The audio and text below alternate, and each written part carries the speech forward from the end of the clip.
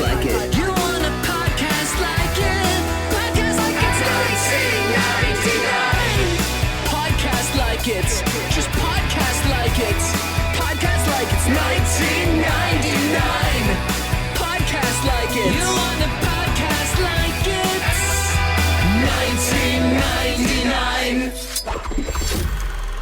Hello and welcome to Podcast Like It's 1999, the podcast where we talk about the films of 1999 from a bathroom floor here in 2021. I'm one of your hosts, Kenny Neibart. And I'm Phil Iskov. And back for the third time, the fourth time, I'm not sure. Back! It's Tom Lorenzo from the You're Missing Out podcast, our brother podcast. It's great to have you back on. It's great to be back. I'm back and better than ever. Back and more corrupt than ever. The most corrupt. Baby. The most corrupt. Tom, you've been doing a lot of tweeting recently about this mosh pit you've gotten into and the punch in the face you received. Tell us a little about that before we get into the Corruptor. We got so much to talk about with the Corruptor. What's in the news? Yeah. I just went to there's a bar I go to, that the punk bar that with karaoke that you said you wanted to come. I immediately said I can't wait to hang out with you. So I went there one day and it was kind of dead, and I know the bouncer. I kind of bounce with him when I'm there. There's a story from yesterday that I had to help him bounce something. He's like, there's an emo night at another bar. I went, big crowd, crazy. There was a pit going. I jumped in. But I noticed all the guys were getting a little too hectic, and there was just like this section of like just women that were like getting fucking hammered by these guys going too hard. So I just stepped in and I just kept grabbing them and throwing these guys back into the pit and preventing all of these fucking girls from getting leveled by these, let's say, rotund white boys from Long Island. Some Woodstock 99 denizens. Some rotundos. I watched the Woodstock 99 doc, and I was like, I was there last week. Yeah. You guys doing that, by the way? I forgot to ask. We're gonna cover 99. Yeah, for sure. Well, Woodstock 99. Speaking of problematic things, this film's pretty problematic. Why is there a central star that's got issues with the Asian American community? I really didn't know much about this movie. Kenny just hit his face. I didn't know much about this movie when I hit play. Like, I knew who was in it. Yeah. And I think in my brain, I kind of blurred it with The Replacement Killers, which was the first Chow Yun-fat movie that came out stateside. Me too. The superior film to this, and I don't even really think Replacement Killers is all that good, but I had no idea how I guess entrenched this movie is in Asian culture and a misrepresentation of it. It's a crazy movie. A real moment in time. This movie would never ever get made today. Not by the people that made it anyway. Not by the people that made it. And the guy's too busy making 50 Shades sequels to get back to such high art like the Corruptor. Poor guy.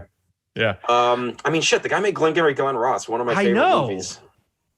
But I think the problem is, like, it's not. This is the main issue with this movie as a whole is that he's like a good workman director. Yeah. Mm-hmm. And this movie's taken kind of a big swing tonally. Oh, yeah. That you need someone to either hone in on one tone or a director that can handle the crazy shifting thing that's going on with this movie. Because it's like it's clearly, I mean, obviously, stylistically, there's a lot of ripping off of John Woo to some degree or another. I mean, just in terms of of this very overly active camera, let's just say. And even the action, that they do the two guns thing. They do a lot of jumping across rooms and stuff. They just don't cross the line and say, all right, we're not going to do doves. We'll keep the doves. We'll keep the doves away. Yeah. That's like the plagiarism lines. Like, just plagiarized enough that you can't sue. But this movie needed the doves. I agree. Right? That's the thing that I would always take from Woo is the doves and everything they represent, right? Because then you're out of this garbage water world that we're like kind of drowning in throughout this movie, and you're brought to some other plane of existence where this all kind of makes a little more sense. But as there is this, we talk about the uncanny valley all the time in terms of CGI and stuff like that. But there's an uncanny valley in this movie in terms of what am I supposed to believe is going on here? Yeah, so I mean, here's it's that thing. It's on one hand, it's trying to be John Woo, but on the other hand, it's like trying to be like the French Connection or something, like a gritty cop The Departed movie. is what really hit me. I was watching it. Definitely The Departed, yeah. Where I was just like, it's so convoluted in its story. Like the plot just of this like movie. The Departed. Just I know, like The Departed. No, but truly, I like it. There's so much double crossing and people that are, doing shady things that you're so lost. I was so lost by the end of like, who has an allegiance with anybody at this point? It was a little, I mean, I'll give him, I think it was a good moment when you find out that Wahlberg is an informant. Because I really wasn't expecting that. Because I didn't know anything about this movie, so I didn't know what to expect. Like, I didn't have any preconceived, like, oh, okay. I thought it was going to be a bit of a training. This is kind of Training Day. Yes, it was a lot like Training Day. This is proto Training Day, 2 years before that came out. And Ethan Hawke was supposed to star in this too. He was supposed to be the Mark Wahlberg lead, and then the scheduling got fucked up. I mean, Mark Wahlberg is absolutely the big anchor on this movie. I mean, second to the director, not to like really like assault James Foley or anything. Like I said, I love Glengarry Glen Ross. Yeah, Fear's pretty good, but like Wahlberg is not the guy. No, you get to play the innocent, doe-eyed cop with dorky the daddy cop. issues. They put glasses on him at the beginning, and you're just like, every time you put Wahlberg in glasses, you're making a mistake, or you're doing like, or it's like Transformers 4 where Michael Bay is doing it as the joke. Yeah. This is before Wahlberg really figured out who he is and who he can be. Yeah. But all right, so the obvious Chow Yun-fat as he's dying says, "Who sends a white cop undercover in an Asian community?" And that seems, which isn't supposed to be funny, but it's funny. That's all right. So that's there you go. You know what the problem is. So now you guys know how to fix it, right? If obviously the fix. This is a significantly more interesting movie. It's so obvious. It's Donnie Brasco. If it was an Asian cop, it's so obvious, like where you can start with this film. So the fact that I understand, for racism reasons why they went with the white cop, for the ideas of not wanting to have two Asian action stars starring in an American movie, et cetera, et cetera. But the movie's doomed from the start. It didn't do well. No one wanted to see it. No one cared about these two guys together. No one really knew what to do with Wahlberg at this point. Nope. And it was just a kind of a miserable experience in a lot of ways. Yeah, because this is what this is the same year as Three Kings, right? Three Kings is this is the same year as Three Kings. I'm pulling up his filmography right now, just so we can. And nobody gets Wahlberg better than David O. Russell. Agreed. Well, because it's like his career at this point, he's got like three pretty big highs of Boogie Nights, Fear, and Three Kings in '99.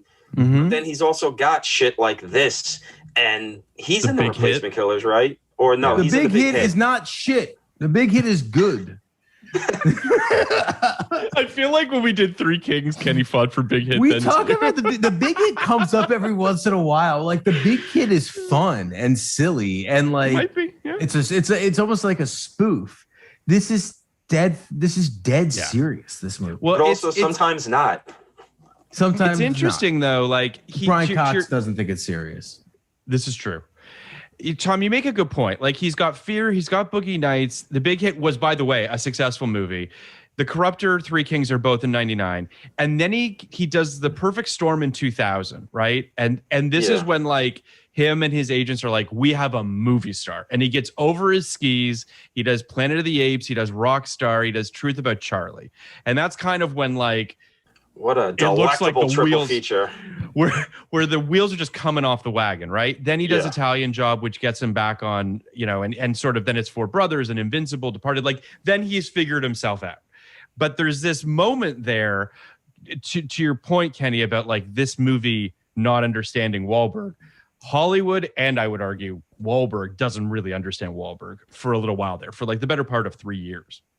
5. I mean, we're back in they don't know what to do with Wahlberg mode. I mean, it's been a few years since I've liked him in anything. And I like Wahlberg, like as an actor, you know, like when he's on, like in Boogie Nights and Three Kings and, you know, The Departed, Huckabees. You know, Huckabees. Yeah. I mean, when he's being used right, I really like him. But seeing him like just floundering and shit like Infinite, and you know, it's just like Infinite, but yeah.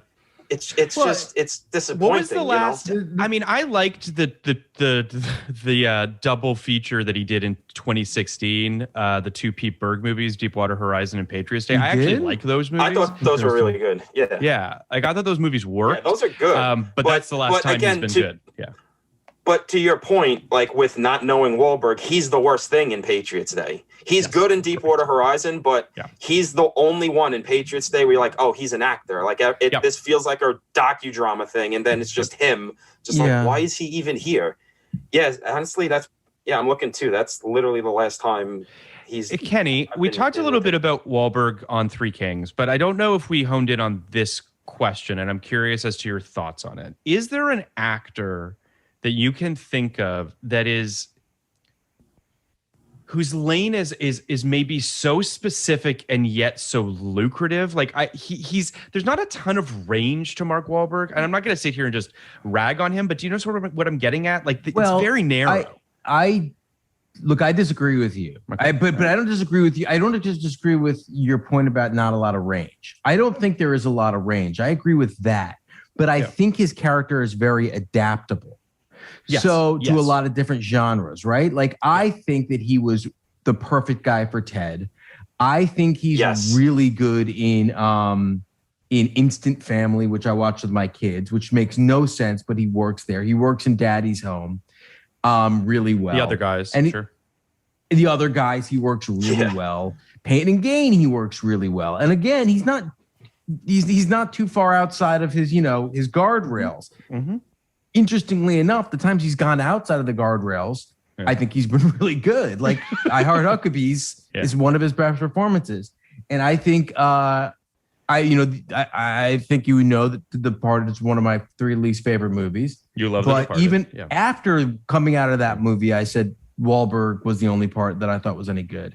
So I loved him in that movie as well. I think every few years, maybe every 2 years, every 3 years, if I'm looking at his filmography, his agents or maybe his manager, who I know very well, might say, let's see if we can get Wahlberg that Oscar. He's been nominated twice, which is insane. Sure. So he does movies like The Gambler, which was a disaster. Coming out this year. Yeah. And then All the Money in the World was 17, and then Joe Bell is this year. And, for whatever reason, Hollywood seems to be pro Wahlberg, right? Like for whatever reason. But more than even most people. You know what I mean? Yep. Like totally. More than even most people. Like it's crazy that a guy like Mark Wahlberg could ever be in Oscar conversations after all the weird shit he's done and all the bad stuff he's done. And Joe Bell, is very clearly, it sounds like it's not the movie that people hoped it would be. But it also sounds like people are like, but Wahlberg's the right guy for it. I think his big problem is when he tries to be cool. But the big failures are when he's trying to be cool, stoic, action guy, or like I'm a tough badass, and he doesn't have like a moat or anything. But then but when he's earnest, or when he's playing a guy who's dumb, or a guy who doesn't realize he's dumb, like in Pain and Gain. Yeah, great. He's great. Like the thing that's his best lane. That's the thing I was thinking about watching this movie is I'm genuinely surprised he was never in a Coen Brothers movie or like an Elmore Leonard movie about these guys that always think they're smarter than they are, but in the end they're just the biggest fucking idiots in the world who got in too deep. He would have been perfect in like an Out of Sight or something like that. You know what I mean? Like he would have been great. If Steve Zahn if Steve Zahn was busy, he could have been that guy. Totally. If they didn't, or if they like rewrote it to be the Boston Mob, he could have been Don Cheadle's role. You know? Yeah. And it's interesting because that was his early career. That's who he is in Boogie Nights, and that's who he is in Three Kings. And those are the two best directors he's ever worked with, and those are two of our better directors anyway. And they really seem to understand that lane you're talking about. I agree. It's why he's nowhere in this movie. It's why this movie is like. Yeah. I'll say the other thing. I mean, the other good director he's worked with, I guess, is Martin Scorsese. And the other thing about him in The Departed is that is the only time when I buy him as an in control alpha. And part of that is because he's playing it so big. Yeah. It's not because it's not so much about being cool. It's more about being right and smart and half a step ahead. And in the right movie and in the right role, he can pull that off. What he's not, and I think we're kind of hitting this. Yep. He's really he's not who he looks like, right? Yeah. He's not the football team captain. Yeah. And that'll never work. But who is? Sorry, go ahead, Tom. No, I was just gonna. Yeah, he's basically kind of trapped in a leading man's body, but he's best as like a character guy. Yeah, just supporting, being a doof. When his voice rises, and he doesn't understand the question or something, it's just like, yeah, that's great. Like watching Ted. Ted was on TV the other day, and I'm just like, yeah, he's like giving a legitimately great comedic performance in this, opposite a fucking talking teddy bear. Like that's not an easy thing to do. I would say though, it can break the other way too. You can see The Happening, for instance, where he spends that entire film in a higher register, and it does not work. He's supposed to be smart, and that's a straight role. That was a big mistake. A big mistake. Yeah. But this is also just. I think that this movie just falls early in his career when he's They just kind of slot him in there. I'm going to give a synopsis real quick. Martial arts expert Detective Nick Chen, played by Chow Yun-fat, teams up with his colleague Danny Wallace, played by Mark Wahlberg, to keep several gangs in New York City's Chinatown from annihilating each other. They must contend not only with the increasingly power-hungry gangsters, but also with the temptation of bribery and corruption as the bad guys divide and conquer the police forces. In what's beginning to seem like a losing battle, Chen and Wallace struggle to establish law and prevent more bloodshed. The Corruptor opened on March 12th, 1999 in fourth place against Analyze This, Cruel Intentions, The Rage, Carrie 2, and Wing Commander. It would go on to make $24.5 million on a $25 million budget. It's got 48% on Rotten Tomatoes from critics, 43% from audiences. Roger Ebert gave the film 1.5 stars, said even when it's transplanted to the streets of New York's Chinatown, as The Corruptor is, the Hong Kong action genre has certainly obligatory requirements. Low-angle shots of bad guys looming over the camera, for example, and the sound of a metallic whoosh when there's a quick cut from one scene to the next, and what seems like more dialogue during action scenes than before and after them. The director is James Foley, who's obviously not right for this material. It's a shame, actually, that he's even working in the genre, since his gift with the intense study of human behavior and his best films include Glengarry Glen Ross, At Close Range, and After Dark, My Sweet. John Woo, who might have brought more crackling energy to this material, especially if he nixed the casting of Wahlberg, wouldn't have been right for Glengarry. So there you are. This is... we've been doing this now, Kenny, for almost 4 years. This is the shortest Ebert review I think I've seen thus far. I think it's 3 paragraphs, maybe 4. Like, he's just like, I'm not wasting my fucking time writing this. Like, why even bother? You know what? I think if Wu directed this, he might have gotten something out of Wahlberg. Maybe. Yeah, because he would have overheated this movie. Like, that's Wu's thing, is cranking everything to 11. Yeah. And I think he could have got something out of Wahlberg, because he did it with Slater in Broken Arrow. It's true. I mean, he got he pushed Tom Cruise to the limit in Mission Impossible 2. Like there's moments in Mission Impossible 2 where you could see Tom Cruise struggling to keep up with the melodrama of the scenes. It's the funniest shit in the world where Tom Cruise is like, I'm drowning in this movie. And I love Mission Impossible 2, but I was just gonna say that's why I'm a little. I mean, I've always been confused why the Mission Impossible heads, who I hate. Well, you hate the series. I hate the series, but I think 2 is like underrated. It is underrated. And I think part of that is for me, I guess I want something different out of my action movies than all these people on Twitter who just want Tom Cruise to nearly die. Which is what I can't really tell what else they want out of these films. I think they just want Tom Cruise to almost die. Well, I think I think the reason people don't like Mission Impossible 2 for what it's worth is all the reasons why you guys probably like it, which is that it's not really a spy movie, right? Like it's just not. It's a Hitchcock movie. I mean, it's a Hitchcock movie. It's a straight up action movie. Like it's just this kind of, and coming after a De Palma movie, so many people kind of get their fucking hackles up over De Palma, and it's like, it's that thing of the series isn't the series yet. So this second one's such a 180 from the first one, and everyone's like, what the fuck is the series even? Right. But nobody makes movies like John Woo. I mean, he basically made To Catch a Thief with Tom Cruise and Tandy Newton and just cranked the fucking melodrama up and just the two guns and just motorcycles flying at each other. It's glorious. The dumbest shit in the world, and I love it. I think that's what I'm getting at too, which is like in general, action movies as a genre are absurd.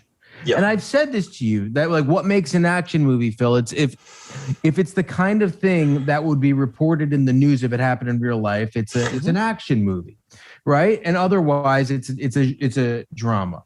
So and in this movie, I don't really know what's going on in this movie that would be reported in the news, but like it's kind of irrelevant. The point is you're already so far past the realm of believability. I've always liked making it more, making it everything, using everything at your disposal. And that's probably why the movies that bore the shit out of me more than anything are like the Bourne movies bore me to fucking tears. Fair and enough. The Mission Impossible after 2 bore me to fucking tears. Like they're just so terrestrial. Not in terms of like literally terrestrial, but just in terms of, everything kind of fits together in a way where like, this is actually how things work in international espionage. I couldn't care fucking less. Give me Taken, Okay. Well, I mean, be that as it may, I do think that, I mean, if you don't like spy movies, you don't like spy movies, right? Like if you don't like espionage movies, you don't like espionage movies, and whether or not they have Tom Cruise jumping out of a plane or what have you is moot ultimately. I don't mind spy movies about spies. I do mind action movies that are undergirded in the spy genre. Which what I'm trying to get at is like pick a lane, right? Espionage is not about kicking ass all the time. Like I love the Americans, right? And the Americans is a 6-season spy movie. It's not even about kicking ass. I mean, John le Carre stuff is what real. That's what I'm getting at. That's what I'm getting at, right? I because I love heists and I love the intricacies of process. But when you get into this Jason Bourne human weapon thing, you better have a lot more fucking fun with it at that point. Right? Well, listen, I like the Jason Bourne movies, but I haven't rewatched them. I think those are going to kind of age like shit, to be honest. I mean, what they did to action cinema with the shaky cam stuff is enough to send it to the fucking Hague. But I don't disagree. I guess my point ultimately would be that I don't know that it needs to be this binary. I think that a good spy movie can have action, and I think a good spy movie doesn't necessarily need to have action. Of course, you're right. I just haven't seen it. My platonic ideal of the action spy movie is Casino Royale. Great Sure flick. it was. Great Love movie. it. Because it has that tactile. It feels like the Fleming books, where it feels like, Right. okay, this guy knows what spycraft is, but he's juicing it a little bit to give you like, well, you're at a movie, like we're gonna watch a movie. Like you're not gonna. Most spies aren't getting into machete fights with African warlords with Eva Green next to them, but you give it enough realism, you get enough of the spycraft, then you're cooking with gas. But Sure. the Corruptor. I want to just for a second, and I texted this to you, Kenny, yesterday as I was watching The Corruptor, because I periodically I look at the studios that make a movie and look at their output for the year. We've talked a fair amount about MTV Films. We've talked a little bit about Fox 2000. New Line Cinema's 1999 output was Blast from the Past, The Corruptor, Austin Powers, Spy Who Shagged Me, Drop Dead Gorgeous, Detroit Rock City, The Astronaut's Wife, The Bachelor, and Magnolia. That is a very strange batch of movies. It's a good year. That's a pretty good year. No, that is a pretty good year, to be honest. And in 99, they're starting on filming Lord of the Rings. They are, exactly. I guess the lows are very low, the highs are very high, I guess is what I'm getting at from this output. Like Kenny and I think we can safely say Detroit Rock City, Astronaut's Wife, and The Bachelor are three of the worst films we've covered in 1999. Yes. Terrible films. So I don't, and I mean, The Corruptor is not that far ahead of them, I would assume. But you look at Magnolia and Drop Dead Gorgeous, and even Blast from the Past to a certain degree, and those are swings, and I respect the hell out of them getting behind them. And obviously, we're big fans of Magnolia and Drop Dead Gorgeous and Blast from the Past on this pod. But I guess I'm just trying to get at New Line Cinema is a fascinating beast as a company. They've made some of my favorite films, but they also make trash. Like it's kind of amazing, their spectrum. Yeah, I mean, because this is when they're starting to shift. I mean, the fact that they're starting filming new Lord of the Rings at this point is they're starting to make that big push. Because I mean, they're referred to as the house that Freddy built. I mean, they're the guys that they made Freddy Krueger. That was their first big thing. Before that, really, Robert Shea was like, he was a distributor. He was just picking up movies and literally throwing the film cans in his trunk and just driving around New York, delivering them to theaters. That's awesome. And then he hooks up with Craven, makes Nightmare, and from there they're making shit, and they're ostensibly B movie outfit. And a lot of them are great. I mean, shit, one of their B movies just got inducted into the Criterion Collection. Deep Cover is in there. And Deep Cover is a great fucking movie. I watched it the other day, and I missed the New Line look of the 90s. There was a look of New Line movies, and I was just like, man, I missed that. Well, that was... So you know more about this than I do. They started in sort of the horror genre? Is that kind of in the kind of like B schlocky kind of movie? Yeah, because Nightmare was actually the first thing... There might be one thing, maybe I'm misremembering, but like ostensibly the first thing they produced and didn't just distribute was Nightmare on Elm Street, because Wes Craven, it's like, hey, you got a new idea? Yeah, great, let's make it. Just looking at it now, what's interesting is they did some stuff before it. One is Alone in the Dark, which is, kind of in this genre. Another one is Polyester, which I'm sure you guys are aware of. John Waters with the Odorama. And it seems to me that their modus operandi, at least in the beginning, was doing the shit the other guys wouldn't. Yep. Evil Dead's another one. Yeah. Yeah, they took a lot of lumps because of it, and then they had up some really huge hits because of it. And I love this strategy in general. I think this is I think this is the way to go about building a company, and just taking these. There are the wild swings in terms of, putting a lot of money on one number on the roulette wheel. But then, these things that if they fail, if Teenage Mutant Ninja Turtles fails, like that's such a black mark on your company. That's such an embarrassment. People might not ever want to work with you again. Companies have been brought down by things like that all the time. Did you see that they released your one of your favorite films from 1989, Kenny? 1989. Yeah. No Holds Barred, baby. There you go. They're going the other way. We haven't done that one yet. I'm afraid to. That's a movie I'm very afraid to share with fellas. Oh, that is a movie that is going to lead to a great discussion, because I will tell you right now, it is aged like shit. Oh, dude, it was shit when it came out. Like, it's so imagine how it feels 32 years movie. later.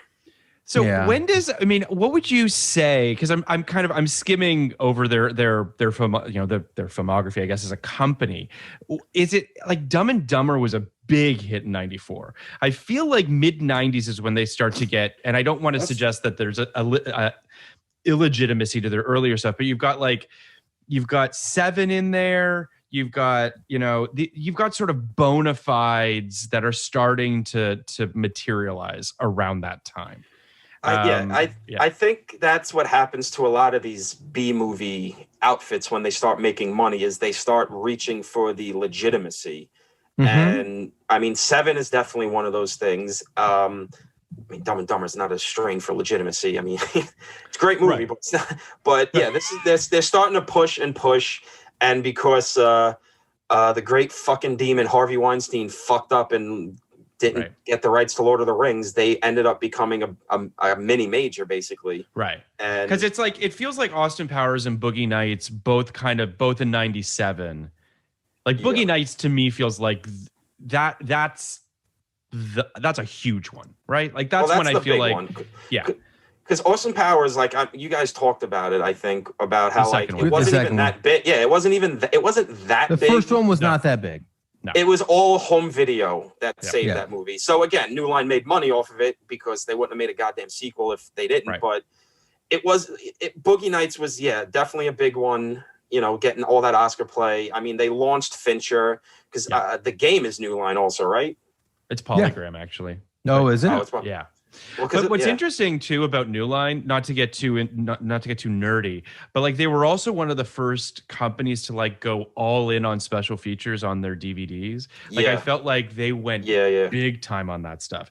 Like I remember the Boogie Nights disc was just, same with Seven. Like these were huge special features things, and I feel like that in the home video market kind of got them in a space to sort of compete with your Criterions and what have you on that level. But all of this is to say that like this movie feels kind of like I can sort of see what they were going for. Like it's pretty clear within the first 10 minutes like what this movie wants to be, but it's also clear why it will never get there. Well, I mean, because this is that era where it's like John Woo's in America, and we're getting Chow Yun-Fat, so we're gonna start John Wooing up action movies. But like so many of these action movies don't get the grace and the balleticism and like the rhythm and the tone, and like they just don't get the tone that only John Woo can make fucking Face Off. Like that's like it's an insane concept, and then you watch the movie and you're like, am I having a fever dream? Like this is insane,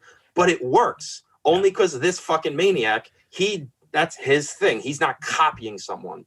Well, there's a musicality to John Woo as well, and to all the, what I mean? Like it is a ballet, as you said, and if you think it's just action, you've lost the thread. Like because his movies in Hong Kong were called Heroic Bloodshed. It was like Brothers Bound in Blood because it was all about this hyper masculine but like emotional brotherhood thing where either they're on the same side and they become brothers, or like the killer, it's like a hitman and a cop and they have to team up and they realize they're friends, better friends than anyone on their own team.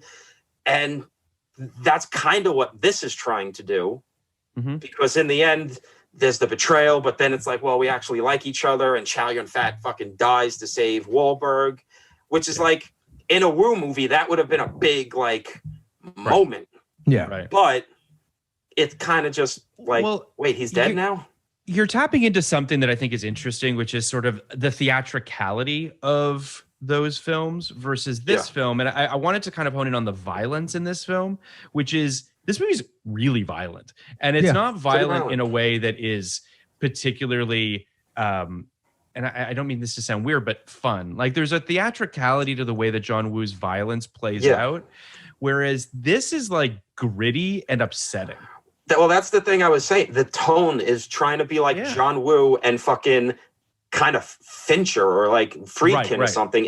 If you're doing that kind of big violence, like I think the midpoint chase scene is actually pretty great. Yeah, I do too. But if you're not like as desensitized to movie violence as I am, and all of these civilians are just getting mowed down during the shootout, which I think is actually a good element to the scene, because it just adds a weight to shit, and you don't see that often. But like there's the realistic squibs, especially today. I mean, like it's a mass shooting. It's gonna make people feel weird. Yeah, but even then, you're hitting on something that I think that Foley just missed, which is, I just watched The Getaway, right? That's Peckinpah. And hell yeah. Peckinpah has you can't get lost in the Peckinpah sauce if you're paying attention, right? If you're paying attention, it's very clear that he's not glorifying violence. For instance, there's a scene in The Getaway where 2 or 3 civilians get shot on a quiet street, and he cuts away at least 3 times to child bystanders watching this happen in the moment and their faces. Yeah. And it's subtle enough where you're not insulted. But it also, it really doesn't, you see what he's doing very clearly. It's very clear what's happening here. And I think that's completely lost in this movie. You fall into the Zack Snyder situation, and I know you like Zack Snyder, and I like Zack Snyder too. But you fall into the Zack Snyder situation where it's almost like ask for forgiveness, not permission, right? Which is that's what Man of Steel felt like to me, right? Like at the end of that film, he's like, this next film's going to be an apology for that. But he certainly didn't, in the moment, understand what he was doing with Man of Steel. He just wanted to blow as much shit up and create as much. I disagree with a lot of people's views of the ending of Man of Steel. That's another discussion for another. I just think the movie is about the first day of Superman. And if you watch the end of the movie, Superman's not actually destroying anything. He's getting his ass kicked by a general who's actually a fighter. And Clark Kent's a doofy fucking farm boy who's never been in a fight in his life. And you watch it, Zod's taking him by the capes, swinging him into buildings, knocking him across town. The only blows Superman lands is like when they're above the city and he's punching him across the city, and then he takes him into space. Yeah. Okay. I've been dealing with Man of Steel for goddamn 10 years, so I know this shit. I'm going to write a dissertation about this. Tom, I'm going to become a fucking doctor. I think both of these things could be true, right? Yeah. Like, I think what you're saying can be true, while I think Snyder is also not dealing with the amount of violence and destruction that's caused until the next film. But I think that's a fair tack to take for a movie. I think the bigger problem is that there's going to be a next film. But I think, I guess you do, but where you can. But the bigger problem is that Batman vs Superman kind of takes that task, but also is so busy trying to do the DCEU expansion shit it's a lot of it and I like Batman vs Superman, but again, that's a whole other discussion. But yeah, to your original point, if you're either going to be Sam Peckinpah or you're going to be John Woo or Paul Verhoeven, like you see the squibs John Woo or Paul Verhoeven use, you're just like, oh, this is not real. This is fucking, what are people made out of jelly donuts? No, this is nonsense. So I can just unwind and just let the mayhem unfold upon me. But if you're going Peckinpah, like nobody's watching The Wild Bunch going, hell yeah, I want to be in that Mexican village right now, mowing people down. I want to be in that bank, the infamous opening of The Wild Bunch. If they move, kill them. Like this isn't like you got to have the right tone. And for a lot of people, even me, I kind of like this movie for what it's worth, mainly because of Chow Yun-Fat. But he's really good in this. I mean, I really liked him in this, and I mean, ultimately, my issues with the film really have more to do with what you're saying in terms of tone and also, go ahead. I didn't really like him. You guys liked him? I liked him in this. I didn't. I think he's the only one who knew the tone of the movie he was in. I agree with that. I guess he's having fun. I guess, but also because he's done this 100 times before. Yeah. I mean, this is. I just feel like it's the Foley Wahlberg 1-2 punch that really kind of derails the film, in my opinion. Like, the tone is all over the place. I also just think that, there's something about a white guy making this movie that just sort of also just feels very just not okay. See, I don't even necessarily know if it's about that it's a white guy. It's just that it's a white guy that didn't do his homework. He just took it as a job and didn't pay it with the respects. Like, I got Ali on my TV now, and like, nobody's mad when Michael Mann makes these things outside of his realm. Like, he's making a movie and he's making a TV show in Tokyo for HBO right now. Nobody's going to get mad when that comes out, because you're going to be like, this fucking lunatic did his homework. That's what they you might hear get mad a lot. that Ansel Elgort's in it, but sorry, Ken. Well, no, that's what you hear a lot. I mean, I think that's right. I think there is a responsibility to do your homework, and I think as a person who's not the same race, same ethnicity as your characters, you do have that responsibility. But you kind of always should. This shouldn't really be a new thing. I agree. So, you can still make movies about anyone, Phil. Yeah, I guess I don't disagree with what you guys are saying. I think you feel that he didn't do his homework is kind of what I'm saying. It feels like someone that's not. Well, because it's I think the main problem is that it's so heavily Chinese, like in like there's so much Chinese society and just like these little things that like if he did his homework, or if you had someone from China or who grew up in Chinatown and had this background, they could have like really honed in and did all that shit. But it really just mainly feels like the movie version of like Chinese society and not like a well lived in society. But I ultimately that goes back to the tone thing, right? You want to be a gritty, realistic thing. Yeah, it's kind of a pulpy script when all things are said and done, and yet it's directed in a way that kind of doesn't. I mean, because for whatever flaws Kenny has about The Departed, that movie at least knows to be like, crank everything up to 11, keep moving, like don't go for gritty realism. Where this is like, all right, we're gonna start with Chow Yun-fat assassinating some gang members in an antique shop. Antique shop, yeah. This is definitely a better movie than The Departed. I'm sorry, no. The Departed is definitely a better movie than this. That was Tom was like, wait a second. No, the Departed is definitely better than the Corruptor. The only difference is the Corruptor never won Best Picture. That's my big difference between these two. Yeah, very true. I don't know if you guys knew that. It didn't win Best Picture. Of course, The Departed is fine as a film. It just should not have been Scorsese's win. Yeah, of course. Although fine. It was his best movie that decade. That's my hot take. That's just colossally untrue. What's better than The Departed that decade? Was Gangs of New York better? The Aviator's better. No, it's not. The Aviator's his second worst movie. I don't disagree. Ever made? Thoroughly disagree with you. Only thing worse is New York, New York.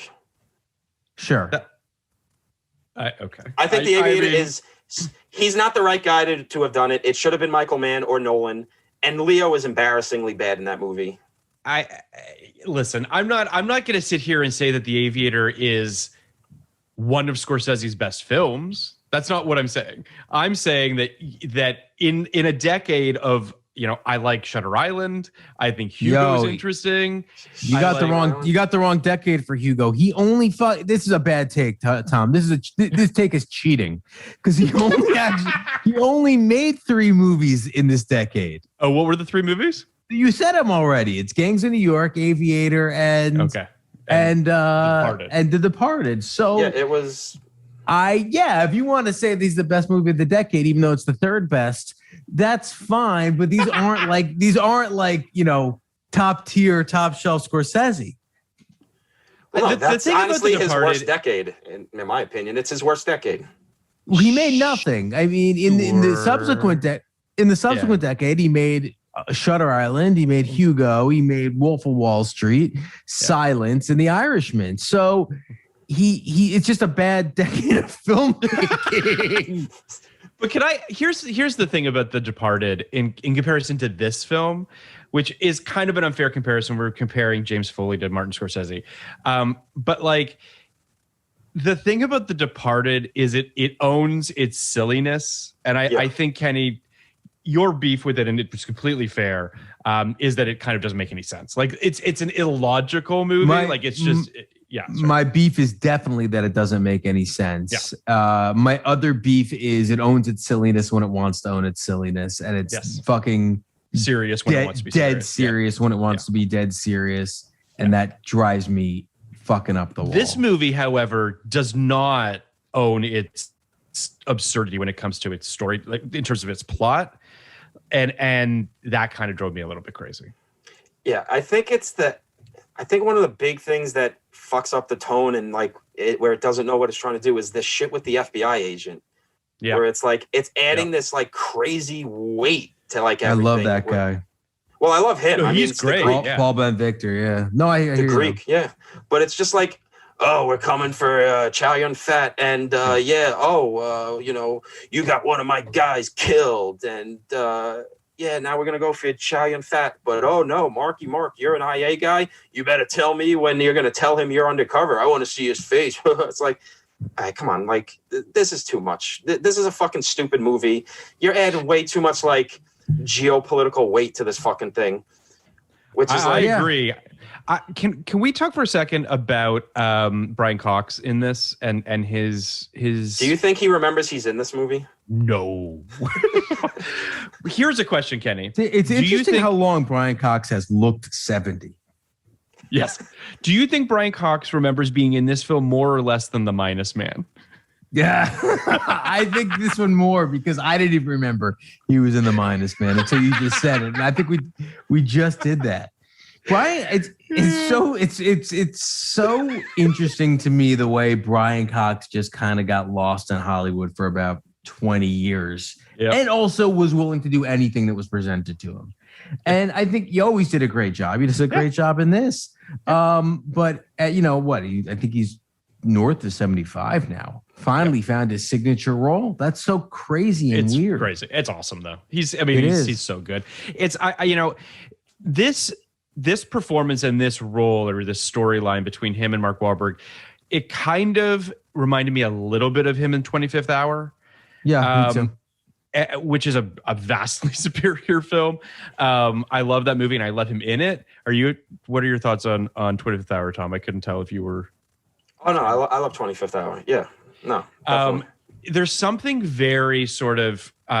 It feels like, to your point, Kenny, that Brian Cox for years, decades even, seemed to play the kind of grizzled blue collar kind of Irishman thing. You know what I mean? And now he is like the richest, the most like, it's just interesting how it's all kind of turned on itself, because in this, he's this down on his luck guy who owes money to people. It's so weird. And now, put a beard on the man. Put a beard on the man, and he's the richest man in the world. Yeah, it's great. I think that was the trick he needed to figure out earlier in his career. He needed a beard. Because he doesn't really look like Brian Cox in this movie. Like, no, he doesn't. You think of Brian Cox, you think of him with a beard. Yeah. I mean, shit. Mel Gibson figured it out in Braveheart. Slap a beard on this fucking guy, and you got a star. Some guys have not great faces and need beards. You know, the biggest one for me. You're talking to one. I'm talking is Tom Lorenzo. Tom Lorenzo's always been the big guy who needs a beard. But the big one for me is, all right, so Phil, remember in fucking West Wing? Well, I just blew it. Remember in Force of Nature when we saw Toby without his beard, Richard Schiff without his beard? Richard Schiff without a beard is wrong. He's nobody. He's nothing. He's nobody. He's a schmuck on the street. He's a low status zilch. You throw a beard on the guy, and he can run the planet. You know who's also falls into that category a little bit? Paul Giamatti.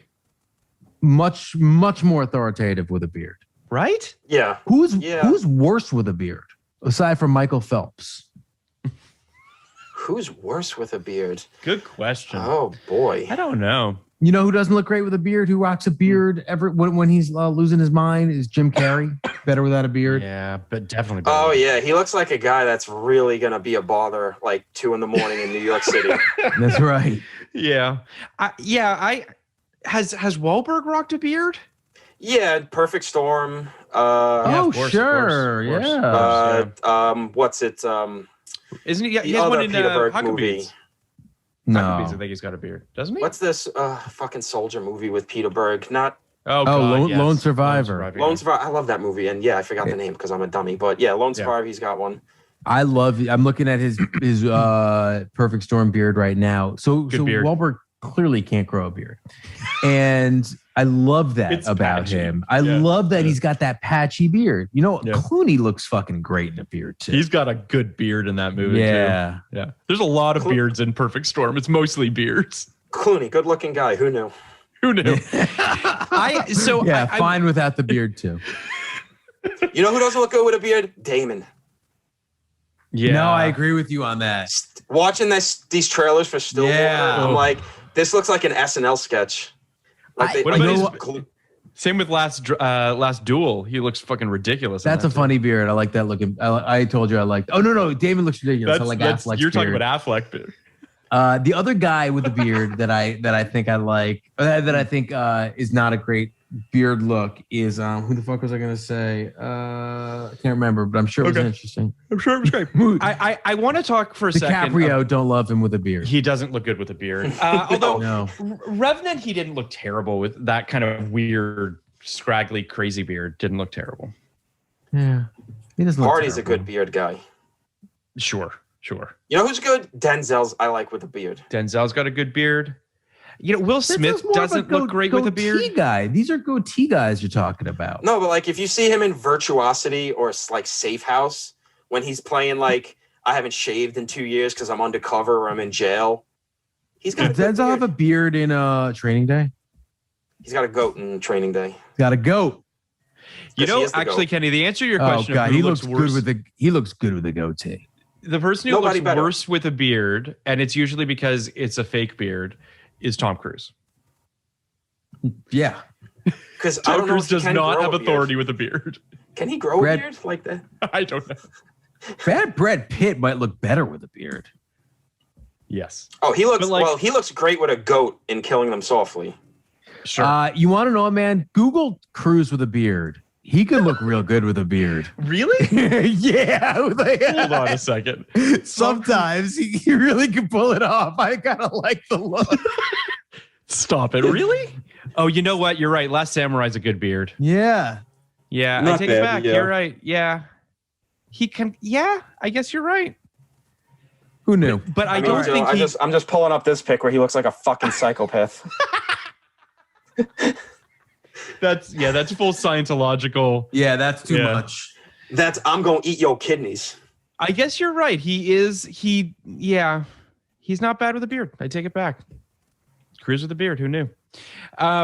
So I want to just talk for a second because I do feel like there's this underlying theme in this movie that kind of needs to be unpacked a little bit, which is I'm not even really entirely sure how it fits into the story, but there's this prisoner component to this movie, people being locked in basements. That human trafficking storyline that I'm just like, I don't really know what you're. I mean, obviously they're against it, but I'm just like, I don't fully understand what they're really saying. Human trafficking, not pro. Human trafficking, I'm against. But then you've also got like the sex trade, which is playing into this as well, right? You've got this weird massage sequence to Madonna's Candy Perfume Girl. Dude, this is the kind of movie that the Asian community points to. When they point when they call out and say these are the roles and the kind of movies that have been made about Asian Americans for the last forever many years, and it exists, and here it is, and it's terrible. It's a really terrible film. I think to Kenny's point, if you had an Asian guy as the Wahlberg character, it would alleviate a lot of issues because then you have the kind of the moral balance to the movie where it's like, here's like a good Asian guy and here's Chow Yun-fat as the morally compromised but ultimately good Asian guy. And then you're surrounded by the criminals instead of just there's no morally upright Asian in the movie. And furthermore, which like isn't necessarily a terrible thing, right? but you eliminate if Wahlberg's character is played by an Asian guy or a Chinese guy specifically, you eliminate the stuff that is the most horrible about it, which is this underlying thing that Asian people in America represent, this forbidden exotic fruit. Like he keeps getting accused of having quote unquote yellow fever. He gets asked if he has an Asian, if he used to have an Asian girlfriend. He gets accused of only being there because he wants to have sex with Asian women.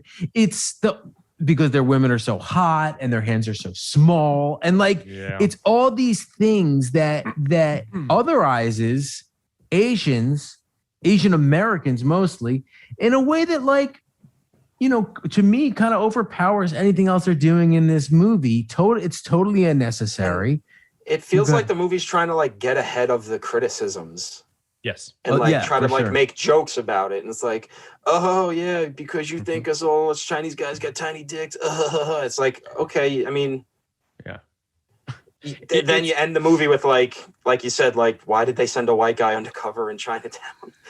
Where it's just like, somebody knew this was stupid. It's amazing that it's his dying words. It's one thing for someone to point this out early and be like, they do point it out early, but yeah, it's still ridiculous. To have not explained over the course of the movie why you sent a white guy into Chinatown is a big failure of the movie. And also, again, this may be a little nitpicky. Why you sending a guy to undercover who's so clearly compromised because his father's a degenerate gambler and hocked to the Italian mob? Seems like a thing you don't want your undercover agents to have in their background. But hey, maybe I'm nitpicking. I don't know. Can we talk about, for a quick second, Mark Wahlberg's disgusting tattoo? Did you notice his tattoo in this film? I noticed it, but I can't remember it now. But what was it again? It's a necklace. Is that his real tattoo? I don't know if it's real or not. I don't think that's a real I don't think it is. It's a necklace around his neck that goes down his stomach. It is truly repulsive. It is a really bad tattoo. It was his actual tattoo. Seriously?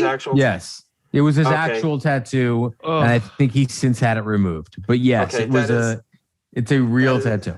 That is 100% a trash boy in the 90s would have. It's Good so God. awful. It's a really I thought it was a joke. And I mean, I guess this is kind of the point where I don't know, maybe we kind of need to get into the whole Mark Wahlberg committed a hate crime against an Asian man thing. Which we should probably talk about that for a second. Because it's that's kind of the tattoo you'd expect a guy who commit a hate crime against an Asian guy in Boston to have. Yeah. But it's kind of one of those things where it's like, I don't know, do you judge the art, not the artist, but when it's something this connected to the artist, it's like, fuck, how do I not talk about? No, he's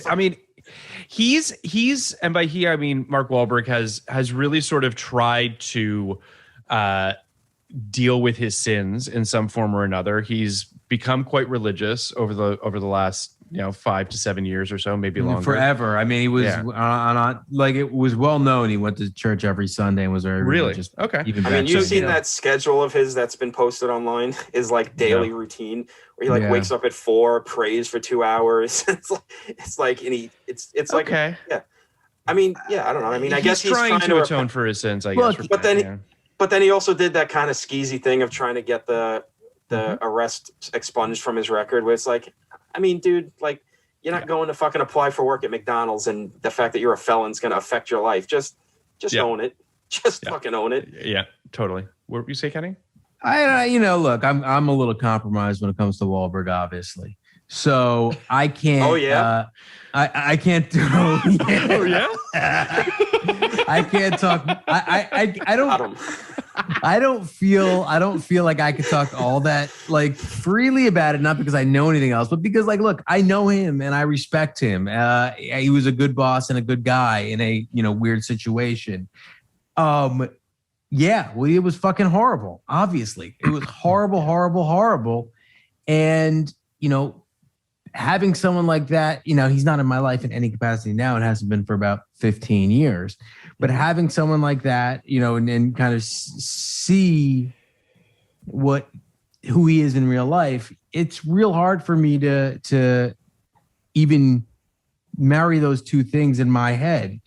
What can I say? It fucking sucks. He was a really shitty kid, like very clearly. He's and a really bad person. And you know, I guess it just kind of goes to the thing of like, I mean, you worked with him, and I haven't heard anything like really bad about him as a professional. So it's like, dude probably changed. More likely than not, he matured, grew up, he became a real man. And it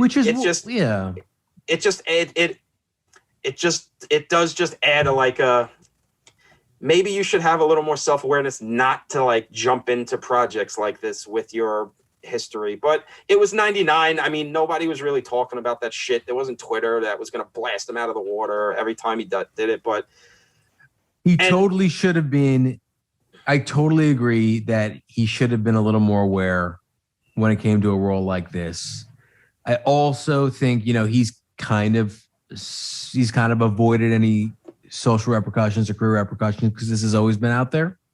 And this has been dealt with to some extent, or at least discussed to some extent. And he has, at least acknowledged what he did and how terrible it was. And he was a kid. I mean, let's also, not a kid, but like it was before he was in the industry. So it's like, what do we do with the guy who's matured since he made those mistakes and then entered the industry? It's like, I don't know. I mean, these conversations it's very are not complicated. Easy. You want there to be a certain amount of grace where you allow someone to change, you allow someone to get better. And I think we have. I think actually he's an example of society allowing him to kind of move on. And I do think that rubs a lot of people the wrong way, that Wahlberg, handsome white guy from Boston, got the ability to, kind of prove he's a better person. And a lot of other people don't. So...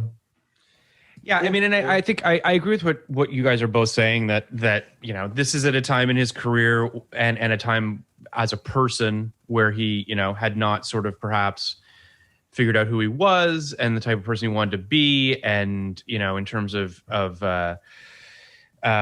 atoning for his sins and what have you. So this is just a weird choice, I guess, is basically the best way to put it. As a weird choice. It's and for a myriad of reasons, by the way. I mean, this is we all agree this is not a good movie. This is just it's the other question you have to wonder too is Foley does direct him in Fear. As I mentioned earlier, it was supposed to be Ethan Hawke who was going to play the role, and then when Ethan Hawke couldn't, I imagine that Mark Wahlberg was like, listen, I worked with this director before. I liked that experience. I want to work with him again, and perhaps that clouded his perspective on whether or not the subject matter was appropriate.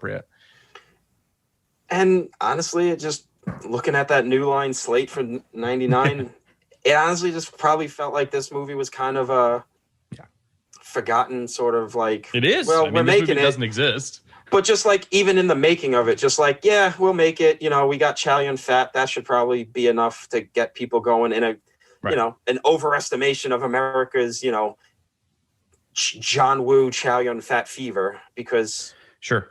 I mean, the next year we do have, Crouching Tiger, which comes out in 2000, which feels like a little bit of a reinvention to some degree or another. It's a softer Chow Yun-fat, to say the least. It's a much more sort of emotionally fraught movie, but also kind of back in easier territory for him. Yes, he's not, speaking in English, trying to be an American, an Asian American, immigrant cop dealing with all this shit. I mean, he's back in Hong Kong.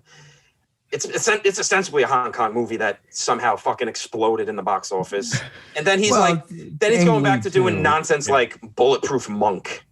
Yeah, right. It also doesn't so much feel like a Chow Yun-fat movie. It feels like the gravitas he has in America was being co-opted for that film. Him and Michelle Yeoh both. Now, I'm not saying they were massive stars, but they were probably the biggest stars from Hong Kong cinema, with the exception of like Jackie Chan, who could be in that movie. And that was important, I think. It was important, for Ang Lee and for that film to make it essentially a star-studded film. because that film couldn't have skated by just making no dent. That was a big budget, big swing. Intended to be for a global audience. I watched it relatively recently, and I mean that movie floors me. I mean, it's a stunning film from credits to credits, and watching it and I don't know, not to go down the whole Oscar rabbit hole, but like the idea that Gladiator beats Crouching Tiger for Best Picture is an insane thing to me. But I mean, it is what it is. That's essentially like a Ridley Scott kind of like good job, buddy, like awards situation. I mean, because also Ridley was kind of fucking useless since Blade Runner. Like you look at his. I don't think that's fair, but I hear you. Well. As you've put it so eloquently on the podcast, I'm an iconoclast, and I'm going to say he's been fucking useless since Blade Runner. Sure. Yeah. You want to corrupt this podcast? I get it. I'm a corruptor, baby. Like you look at his filmography, he's making shit like Legend, Black Rain. I mean, other than Thelma and Louise, where there's this one blip where everyone goes, "Oh yeah, Ridley Scott's a filmmaker." Then he goes back to White Squall. Everyone's running around town, going down to their watering hole, all pent up with energy because of White Squall. Or what about his Christopher Columbus movie with Gerard Depardieu? He's not wrong, Phil. I mean, look at this shit. I'm looking at his filmography right now. It is a disaster between Blade Runner. It's a disaster between Blade Runner and Gladiator, with the exception of Thelma and Louise, like you said. Well, which is hold crazy. On. I think that we have not watched Black Rain yet for 1989, but we might be surprised by Black Rain, but we also might not be. It's hard to say. Legend is Legend, for the record, was a movie. It was a flop, but like from a technical, that movie is a stunning piece of filmmaking, whether or not you like the movie. Well, that's the thing that's always with Ridley. We see it today. He makes a piece of shit like Prometheus, but you still get blinded by the production design. I mean, that's the guy's thing. I've said it to people. He's not too dissimilar from fucking like Zack Snyder. Where like you're gonna get a good looking movie, but then sometimes he doesn't get this. He doesn't understand his scripts. I'm just to be abundantly clear. I'm not saying that Ridley Scott doesn't have a hit or miss filmography. He very much does. That's not. I'm not saying. And by the way, this year alone, we are getting the gamut of Ridley Scott. We are getting a very overcooked medieval movie that you probably shouldn't make.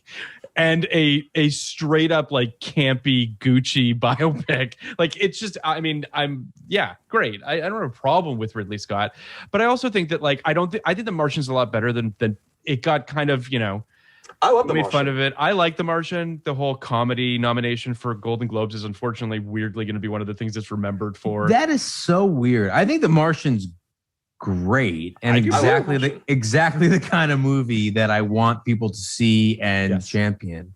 Yes. Yeah, I think The Martian's great. I love American Gangster. I think Kingdom of Heaven director's cut is one of the best movies I've ever seen. I think Matchstick Men's a good movie. Matchstick Men's great. I mean, after Gladiator, he went on a hell of a run. Like the opposite of the run he went on after Blade Runner. And Phil and I both love Black Hawk Down too. Like, yes. I love Black Hawk Down. Yes. It's interesting that after Gladiator is when he kind of took off, and I don't think anyone thinks of it that way. I certainly didn't until 1 second ago. But it also does underline, belie the idea that Gladiator was a good job Oscar. Gladiator was a stupid Oscar. I don't know what happened that year. Yes. I've always thought it never made any sense to me. They already gave Braveheart the Oscar 5 years earlier, which is, the same idea. He didn't win Best Director that year. Soderbergh won for Traffic.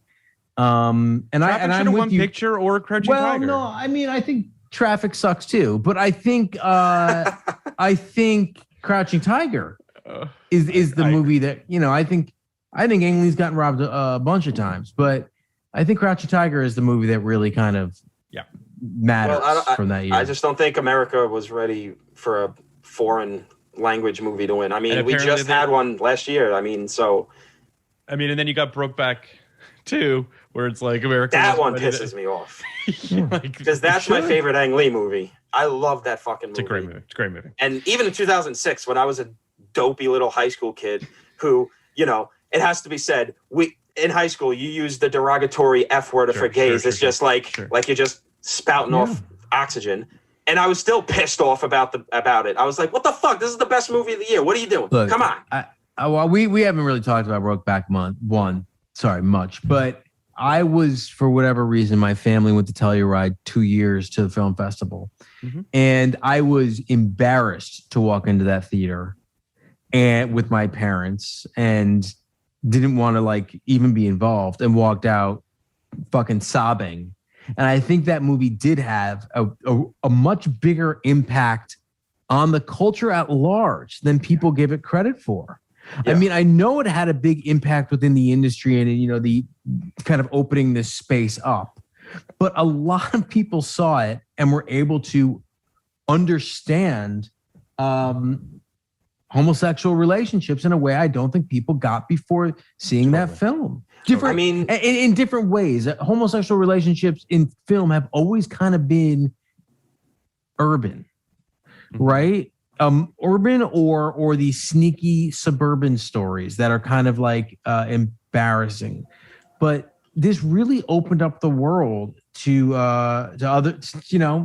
other expressions of a homosexual love story. And I was really, look, I still think it's one of the best films ever made. I think it's maybe the best film of that decade. Yep. And obviously it should have won, and everyone knew it at the time. It's an amazing thing they did. I mean, as obviously, you know, Kenny and you, Tom, know that, you know, Blank Check did an Ang Lee miniseries. And when you see the moves of that career, it's just, I mean, it really is an incredible to go from he's the best. Crouching Tiger to Hulk to Brokeback Mountain in 3 moves shows how fearless this guy is. I mean, I remember, obviously, Hulk was a big disaster in terms of its box office, what have you. And I remember reading in the trades that his next film was going to be a film about a gay love story about 2 cowboys. And I was like, this is a bad idea. Like, don't do this. Well, Brokeback Mountain was also it was a novella. It was a big novella. Yes. Like, and I don't mean to suggest don't do this deal. as in we shouldn't make this. I just was like, that seems risky. Dude, it was a crazy thing at the time. Yeah. It was a crazy thing to have those actors play those roles. And I mean, because I say this shit all the time. I'd get into it with people I used to work with at the Alamo who don't really like to remember how things used to be. Like, it's kind of crazy that only 5-6 years after Brokeback comes out, gay marriage is legalized. Yep. It's not a coincidence. Would we have thought a year before Brokeback came out that gay marriage was not only legalized within our lifetimes, but within a decade, less than a decade? It's crazy. No. Yeah. I mean, fucking Obama had to run as an anti-gay marriage president and then immediately said, surprise, suckers. And but it's very true. It's really interesting. And yeah, go ahead. Sorry. One other thing about Ang Lee, because he's kind of the opposite of this conversation of James Foley with this movie in some way, in terms of a guy who does his homework. Ang Lee was, you know, not born in America. I know he went to college in America, but he wasn't born in America. And some of these films, specifically, Brokeback is so goddamn American. Brokeback is so American. Ice Storm is so American. Ride with the Devil is so American. Taking Woodstock, like different Billy Lynn's, the different aspects of America that he gets so perfectly. And it's so clear. He just immerses himself in whatever world. And I'm blown away by the way he just challenges himself every time. And it's the thing about different. I mean, it's the thing I said earlier. It's that he's a guy with a vision. And even if you can't look at one movie to the next and be like, the same guy made these 2 movies? Because like you watch Ride with the Devil, then you watch Hulk and you go, what happened? But he's a guy with a vision. Ride with the Devil. We still haven't covered it yet on 99. I'm excited to do it. I got to watch it again. I haven't watched it in a while. I thought it was good, but I might have been a little too young to kind of wrangle with its political and societal. And I think its casting is a little spotty. I know that there's people that questioned some of the casting. So he took his shot. You know what I mean? Like that's what the guy does.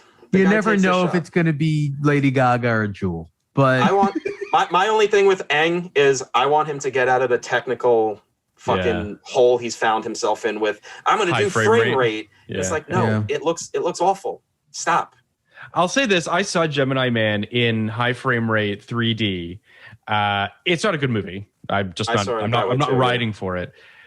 But there's some technical stuff in there that's just pretty fucking breathtaking. I think the action sequences benefit from not being in high frame rate, because there are so many bits in the action sequences where I'm just like, yeah, this is clearly like not happening on the set.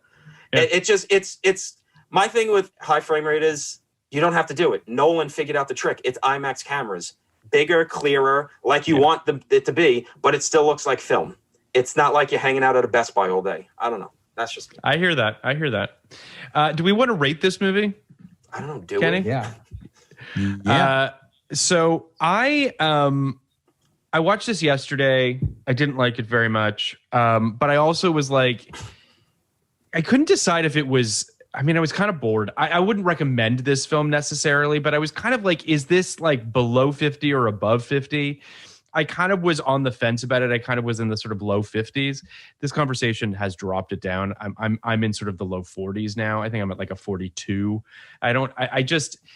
It's like there is some competence there. It's not like a fucking total turd of a movie.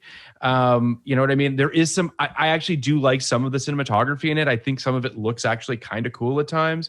As we mentioned, Chow Yun-fat's really good in it. I would say by and large, most of the Asian actors, like the Asian component of this film is not necessarily the problem. The representation of it, it's not the performances that are necessarily the issue.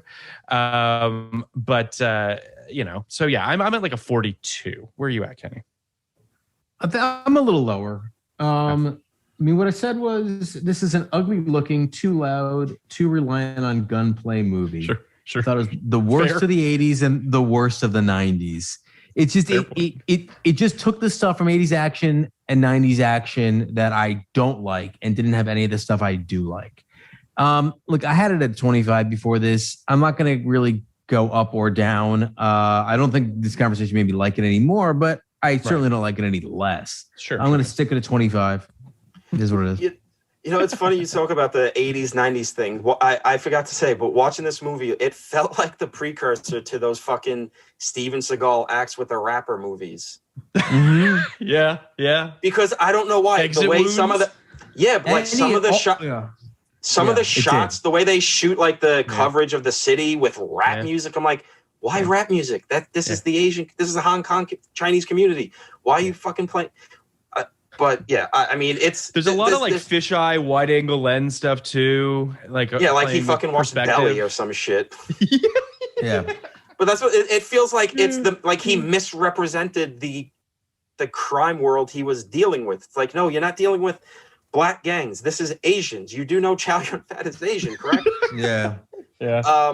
But also just a funny thing I noticed, the older boss there that gets assassinated to like in this complicated, we're using the young guys to take over the mob thing. Yeah. His character's name is Uncle Benny.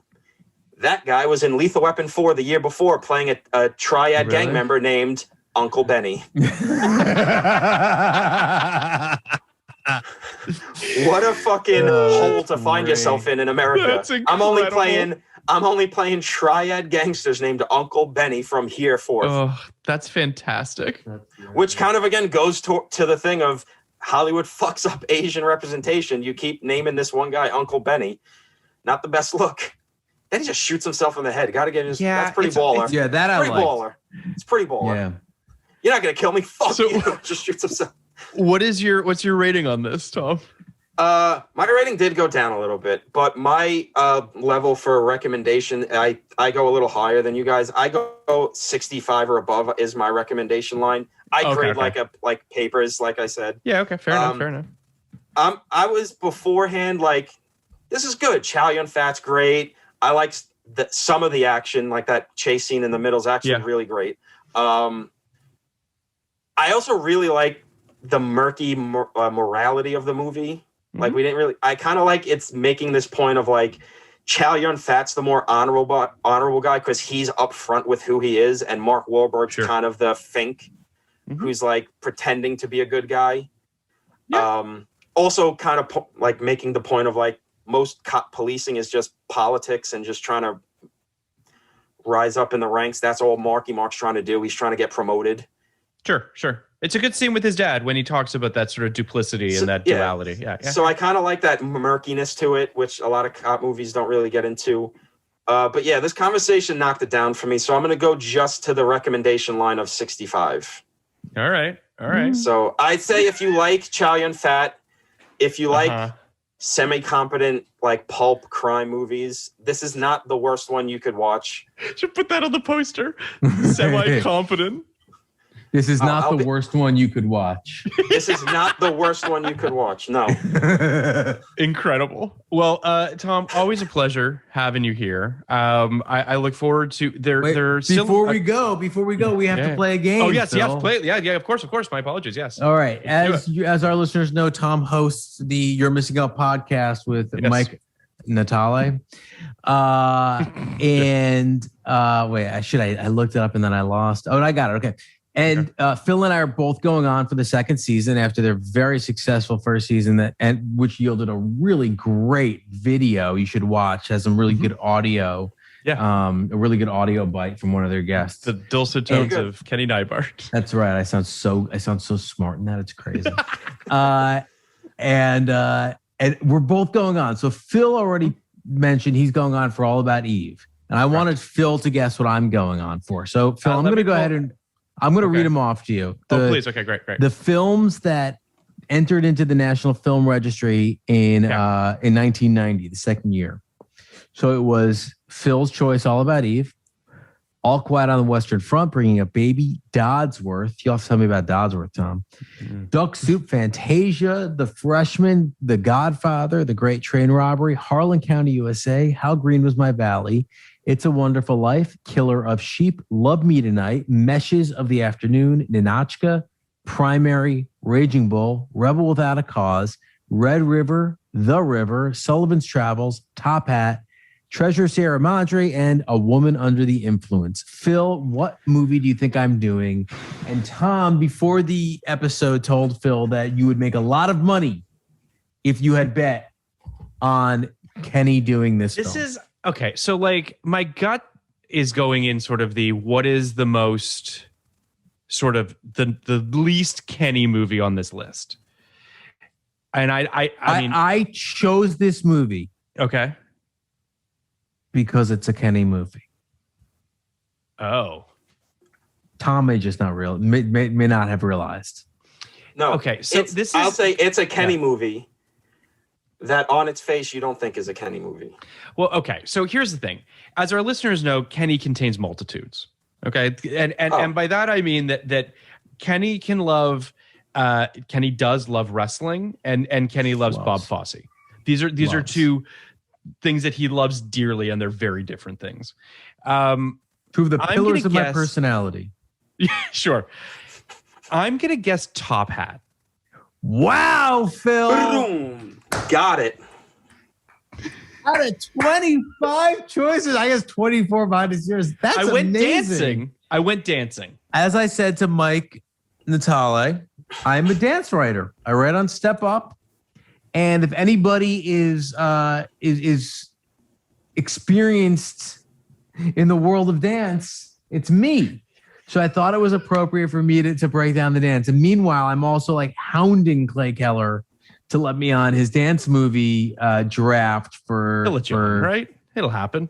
Yeah, apparently I'm on the list. But I would love to end up on that show because, oh boy, putting me in a room arguing about movies with other people is always a good idea. Have you listened to that show? I love it. Yeah, I'm not caught up. I listen to everything. Right.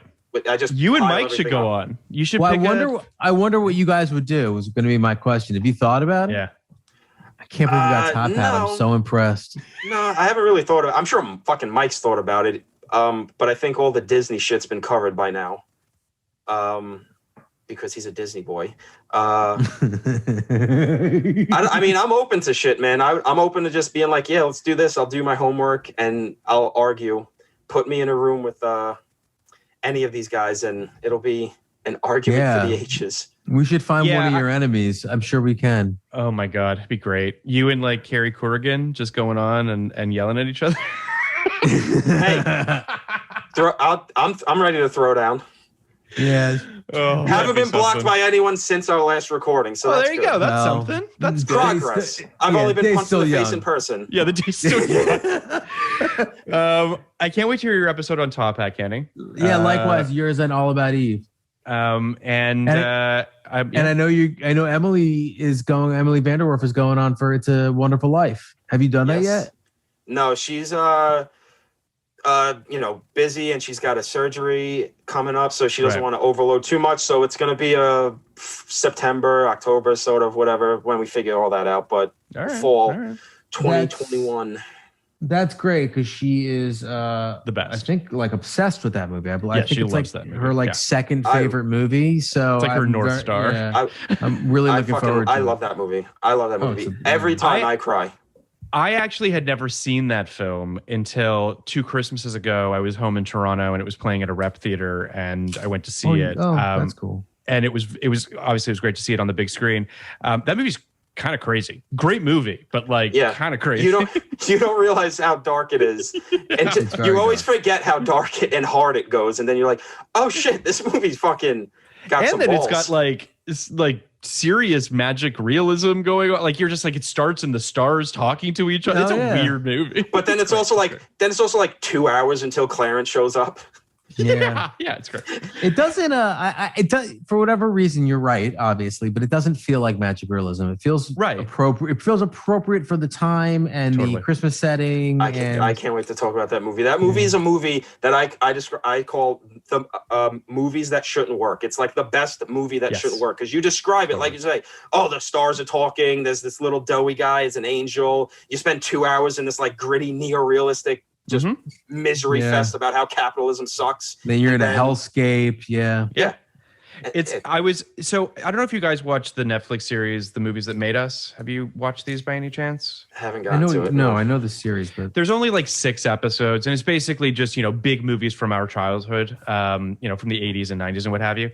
And they just released their second season. It's Back to the Future, Pretty Woman, Jurassic Park, and Forrest Gump are the 4 movies that they cover.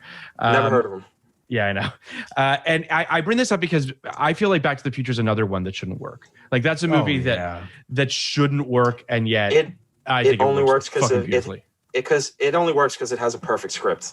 I mean, that script is literally should be taught in fucking film schools. Just literally just everything perfectly placed, paid off later. It's unbelievable. Yeah, it's a perfect film, and we talked with Emily on our Patreon about Back to the Future Part 2 recently. Yes, I saw the schedule. Yeah, that's and that'll be going up in a week or so.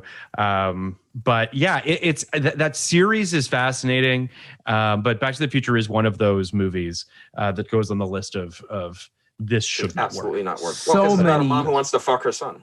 Yeah, I mean, so many great movies fall into the it shouldn't work. You know, so yes, and even movies that I mean, I don't know that Tom's thoughts on this, but I don't imagine you're a big Forrest Gump fan. I mean, I don't love it, but it's very watchable.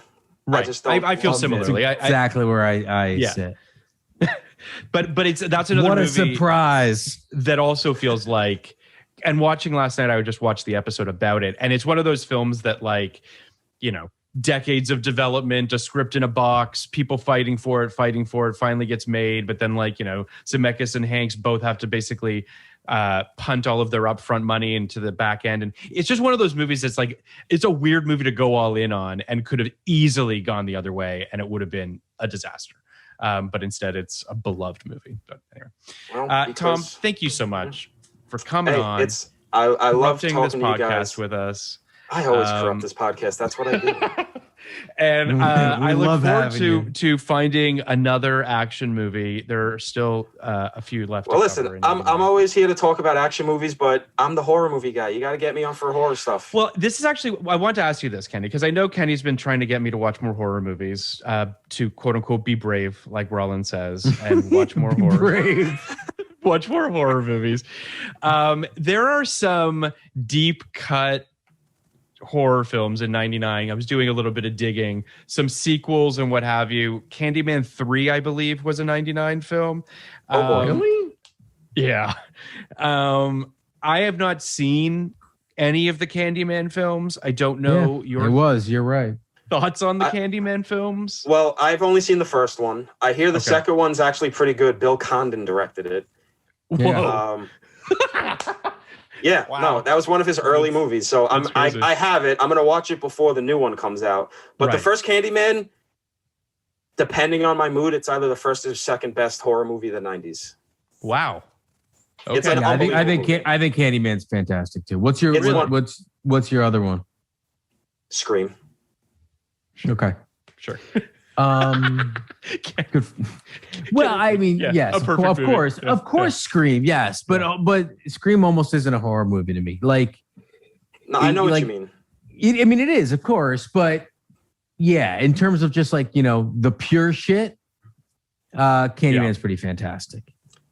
And Candyman is just so iconic, and Tony Todd is unbelievable. I think you'd actually love Candyman because it's not like Saturday matinee fucking just teens getting slashed to death kind of shit, which I love, but the new one looks really scary. The trailer's pretty fucking intense. I'm interested. I mean, because it's a sequel to the first one. Mm-hmm. I think they're not acknowledging 2 or 3, so it's going to be like a sequel to the first one, which I'm intrigued by. I really want to see it. Well, I can't wait. We can talk Candyman 3, and there's others. So listen, you should do some digging, see if there's some horror films you want to cover. I'm open to doing it. Candyman 3, I'm down to do. I'm going to watch all 3 of them before the new one. So I mean, I'm down to do. And also for your podcast, like it's 1989. There's the 3 big slashers. Oh, we're doing it. Oh, if we get to 300 patrons, we're doing it. Kenny wants you and Mike to come on and talk about those 3 slasher films. Halloween 5, Nightmare 5, Jason Takes Manhattan. Guys, who doesn't want to watch those 3 movies and talk about them? Glorious cinematic treasure that is Jason in Vancouver, not Manhattan. On a boat. Jason Takes Manhattan I've seen and I love. The other ones I haven't. So I would, I'd get real into it. Halloween 5 is interesting to talk about because of how nonsense the production is. And I don't know. I don't like Nightmare 5. I've definitely got to a place, Kenny, I think you'll be happy to hear, where it's like I'll put on a horror film in the afternoon with my blinds open, and I'll watch it. Yeah. Also, we need to tell you, these movies are not scary. You're not going to have any issues with these fucking movies. I agree. I mean, what does scare you, Phil? I feel like you've watched scarier movies than slashers. Slashers wouldn't scare you. I think that Halloween's might, but for the most part. But I think part of it's psychosomatic, right? Part of it is the fact that like I didn't watch them as a kid. They scared me as a kid. So I just didn't watch them. Slasher films, to your point, Kenny, I don't think slasher films actually would scare me. So I listen, if you put me in a movie theater and you're doing the jump scares, like I'm going to be anxious. That's a different animal than watching it on my TV screen at home. I don't know. I don't know what to say other than the fact that like I don't watch them because I've convinced myself that I can't watch them, and maybe that's just not a good reason. I mean, that's why when I was a kid, I was terrified of horror movies. My older brother forced them on me, and it fucked me up. But like at a certain point when I was like 13 or 14, I was like, I got to get over this shit. Like I love movies, I got to get over this. So I just kind of like forced myself to do it. Because you hear you're an example, but you hear stories all the time of people that don't watch these things when they're kids, and then they just can't do it when they're older because like they just didn't they didn't prep themselves for it. Yeah. And I don't. If I ever have kids, I'm gonna die alone. But like that's another story. If I have kids, I want to like kind of prep them. Maybe not as hardcore as I was as a kid, but like kind of like ease them in. Like here's the Monster Squad. Here's when they're 12. Like I think that's what Kenny's doing. Oh, 12. I mean, it's so kid dependent. It is kid dependent too. It's weird how because I obviously had plans, and the plans go kaput as soon as you meet the kids. Yeah. But my Rollins has been down to watch scary shit forever, and now he just wants to push it and push it and push it. Right. And Layla, my daughter, won't watch anything scarier than PG. And I can already tell Cole, the 4-year-old, he's scared by, certain cartoons. So it's very kid dependent, but I agree with you. I mean, I really do think that horror movies serve a dual purpose of being great entertainment and also being like, a way to confront your fears and desensitize yourself to a lot of that. I think it's very helpful. So,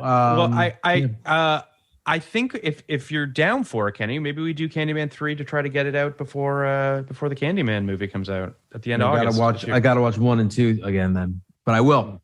Yeah, but we got time. We got a month. But yes, but Candyman 3 is great. All right, let's do it. All right, gentlemen. All right, adios. Later, Tom. Podcast like it.